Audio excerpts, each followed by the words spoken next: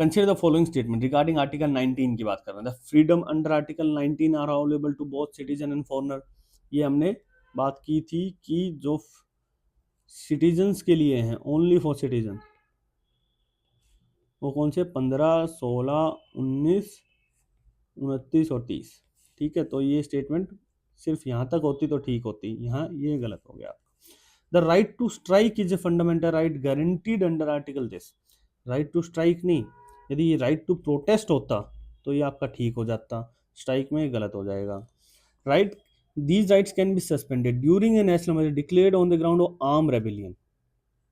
Arm rebellion के इस पे नहीं, ये जो सस्पेंड होते हैं under article 358।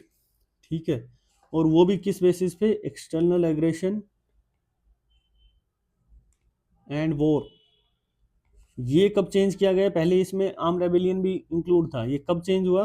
44th constitution amendment act के तहत। ठीक है, इसका आंसर आएगा none of the above.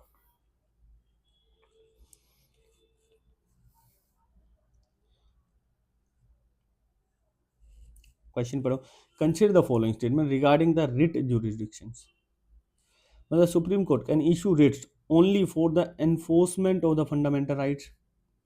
The High Court can issue writs for the enforcement of fundamental rights as well as the ordinary legal rights.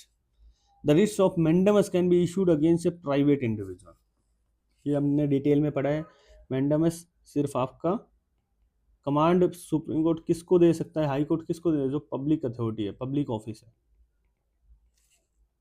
ठीक है, ये आपकी बिल्कुल ठीक है कि हाई कोर्ट की जो रिट जुरिडिक्शन की जो एरिया होता है वो ज़्यादा होता है। ठीक है, सुप्रीम कोर्ट सिर्फ फंडामेंटल राइट्स के लिए कर सकते हैं। तो आपका आंसर क्या आएगा? 1 और 2।